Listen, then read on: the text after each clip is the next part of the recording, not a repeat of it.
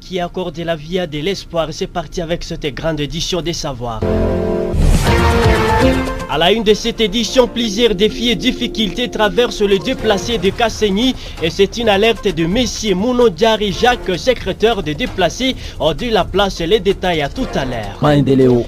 Plusieurs routes sont en état de délabrement très avancé à Faradja, Abba et Dungu dans la province du Haut-Ouélé. Jaba Komito nous dira plus dans cette édition des nouvelles. Malgré la baisse de la conjonctivite virale, la population de la province de l'Ituri est appelée à garder les mesures adoptées pour éviter la contamination. Vous aurez plus de détails dans cette édition des nouvelles. Tels sont les titres choisis parmi tant d'autres qui font l'ossature de cette grande édition vespérale. Bienvenue à tous et au détail. Ce journal vous est présenté par Denis Maki. Jassir Umbata, l'ingénieur des Sceaux, assure la prise de Sceaux et la mise en onde. Madame, Messieurs, la réalisation de cette grande édition vespérale est l'œuvre de Sissilema, les youtubeurs. La pénurie d'eau et les non-paiement des factures de soins au centre de santé sont les difficultés auxquelles sont confrontés les déplacés de Kassenyi dans le secteur de Bahema Sud, à territoire d'Irumu, à la province de l'Ituri. Ces derniers, victimes des atrocités commises par le milicieux dans le territoire d'Irumu Ndjougou, alerte Mouno Diari Jacques, secrétaire de déplacés. Il a dit au cours d'une interview accordée à notre reporter ce mardi 30 juillet 2024. David Erasmin pour les reportages depuis la région. Dans un entretien avec votre reporter, Mouno Diari Jacques indique que le manque de moyens ne les permet pas d'acheminer les membres de leur famille en soins, de peur d'être facturés au centre de santé. Outre cela, l'insuffisance des bornes de fontaines dans les sites de déplacés reste encore un danger permanent aux santé de ces déplacés vu le nombre de ménages que comptent ces sites. Ces derniers temps, nous ne parvenons pas d'honorer notre facture au centre de santé car partout on demande l'argent. Nous n'avons pas de moyens pour acheminer nos enfants et nos mamans en soins, voire même l'obtention de l'eau à boire pour nous devient un casse-tête dans les sites de déplacés. Seulement, une borne de fontaine construite pendant la campagne électorale de l'année 2023 sert ces derniers temps plus de 1323 ménages de déplacés au site de Kassenyi. On ne parvient même pas d'épuiser des bidons par ménage, une chose qui justifie notre souffrance dans plusieurs manières. Notre interlocuteur lance un SOS aux ONG présentes dans la province de l'Ituri de leur venir à la rescousse et au gouvernement congolais de voir comment rétablir la situation sécuritaire dans leur village de provenance afin qu'ils puissent y regagner.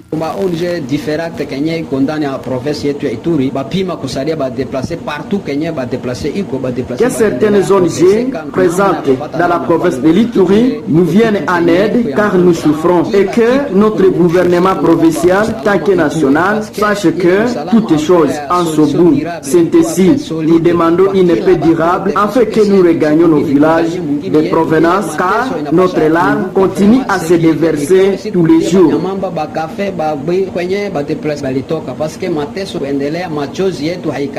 Notons que le site de déplacés de Kassenyi héberge actuellement 5414 personnes qui vivent dans une condition inhumaine depuis plus de 2 ans sans être assistées par les ONG, a fait savoir notre personne et ressources. J'interviens depuis Kassenyi, le formidable Davis Erasme.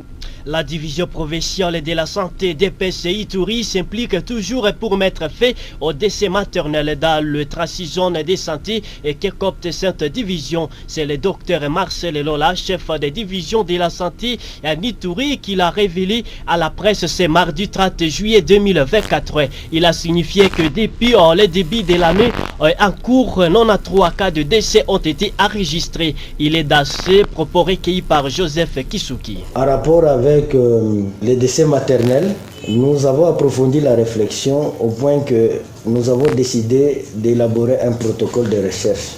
Un protocole de recherche avec les hypothèses sur 3 axes administratifs, techniques et communautaires pour essayer de démontrer si nos hypothèses vont aboutir à des résultats. Et ces résultats seront utilisés pour des actions un peu appropriées. Mais en attendant, nous sommes en train de faire la revue des décès, de tout cas de décès maternels, pour vraiment la documenter. Ces documentations vont servir justement à cette recherche. Et ça s'est fait depuis le début de l'année jusqu'à ce jour. Nous comptons 93 cas de décès maternels depuis le début de l'année jusqu'à la semaine passée au Turi, ce qui représente en termes de ratio décès maternels pour 100 000 naissances vivantes à peu près 132 décès. Parlons toujours de la santé. Plusieurs enfants de la province de l'Ituri souffrent de malnutrition suite à l'insécurité et la non-maîtrise de l'équilibre de l'alimentation par les parents. Un constat de M.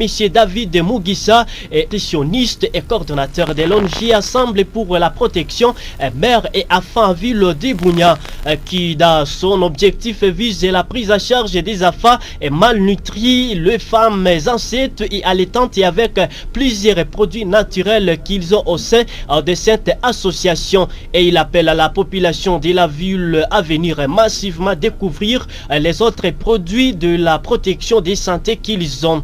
Suivez David qui présente les différents domaines dans cet extrait choisi par Baptiste Haché. Surtout dans le domaine de la nutrition, dans le domaine aussi de la santé.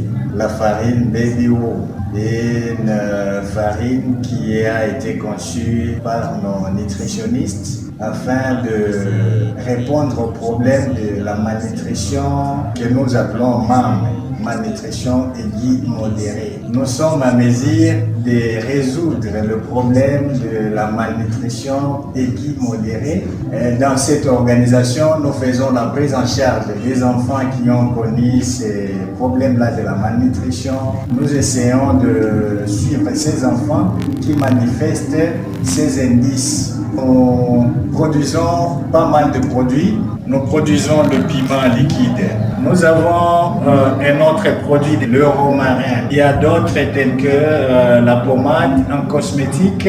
Nous sommes dans l'obligation de conseiller aux parents comment faire la prise en charge de l'enfant, comment nourrir d'abord l'enfant, et après ça, nous allons montrer à la maman la bouillie qu'elle peut incorporer dans l'alimentation de l'enfant pour pouvoir corriger le problème de carence, le problème de malnutrition qui peuvent dans les temps jouer sur la vie de l'enfant d'une façon négative. Avec ces produits, comme je l'avais dit tantôt, la correction du problème de la malnutrition. Donc il y a eu une sélection rigoureuse. Notre farine là n'est pas interdite aux femmes allaitantes ni aux femmes enceintes. Avec notre sélection, la farine BBO, vous allez trouver facilement la sélection qui a été faite par nos nutritionnistes et vous allez gagner encore ces nutriments que vous avez besoin. Je compte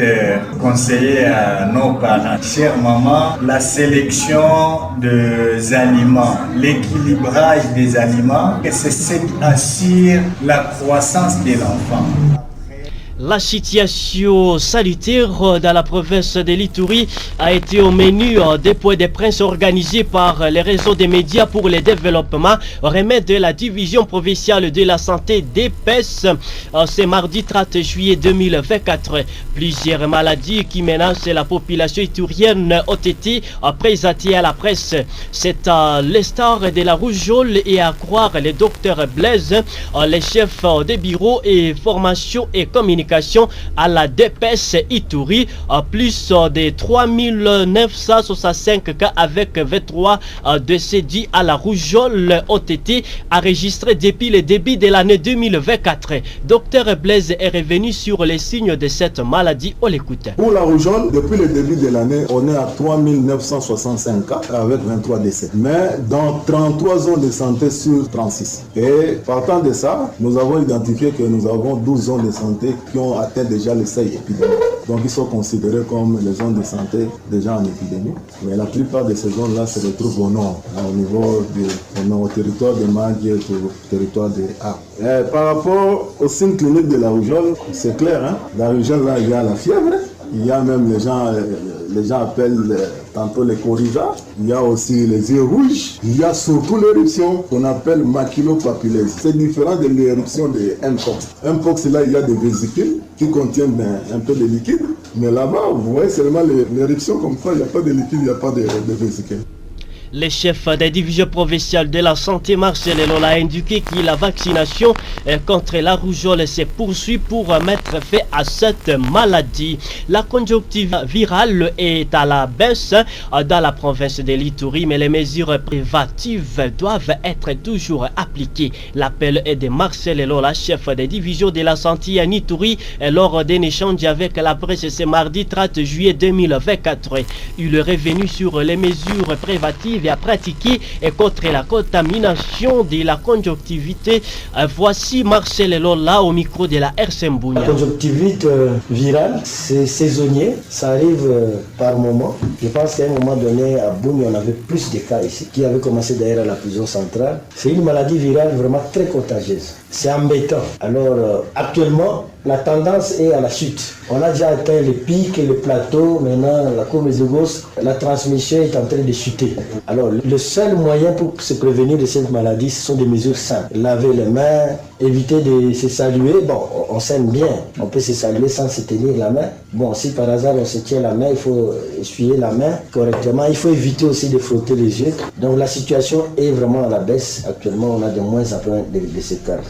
Changeons des chapitres dans ces radiojournal et actualiser la cartographie des concessions actives sur l'Assemblée du territoire d'Irumu. C'est l'objectif de la rencontre qu'a présidé l'administrateur militaire du territoire précité le lundi 29 juillet 2024 à Irumu Satre du territoire. Et pour le colonel Zirosimbo Babungajan, cette rencontre a permis d'avoir une idée générale des concessions et pâturage collectif de l'air compté en les concessions et de pâturage consécutif avec au saluer alors l'organisation de cette rencontre et plaide pour que ça ne soit pas la dernière fois. Roger Mandro est le directeur adjoint des synergies des concessions de l'Ituri, demande aux concessionnaires de se faire identifier auprès des conservateurs de titres mobilier de la circonscription foncière du territoire d'Irumu. On l'écoute. Cette rencontre-là a permis à ce que nous puissions découvrir ce qui est très important là-dedans, parce que bientôt, cette cartographie qui est en cours va se clôturer dans une semaine, comme on s'est attendu avec l'administrateur du territoire. Et nous espérons que à la suite de cette rencontre va continuer, parce que la sensibilisation elle est nécessaire pour les autres concessionnaires qui n'ont pas été ici. Pour moi, la rencontre a été vraiment une bonne rencontre, parce qu'il y a eu des échanges très importants. Je pense que juste pour stabiliser ce qu'il y a, c'est vrai qu'il y a des gens qui ont besoin de concessions pour leurs projets privés, mais il y a aussi la communauté riveraine qui a besoin de la concession pour faire leurs champs, pour faire ceci, les différents projets. Mais il ne faut pas que tous ces projets-là puissent s'appiéter, quoi. Donc il faut un peu de l'ordre. Le message pour les concessionnaires est que tout le monde, tout concessionnaire, puisse se préparer pour cette opération qui est lancée à partir d'aujourd'hui lundi et qui prendra fin le dimanche prochain, le 5 août. Il faut que tout concessionnaire puisse se préparer pour cette opération, amener les documents qui sont demandés auprès des conservateurs des titres immobiliers territoire d'Irumu. Parlons de l'infrastructure dans ces radiojournal. Le délabrement très avancé des routes Faradje Abba et Faradje Ndungu. L'administrateur du territoire de Faradje, Manuel Madrandele Mandaba, appelle la population et à garder leur espoir de la réhabilitation de ces axes précités, vu qu'il avait présenté l'état de lier au gouverneur de la province d'Iotuele, Jabakomito, et qu'avait donné une réponse.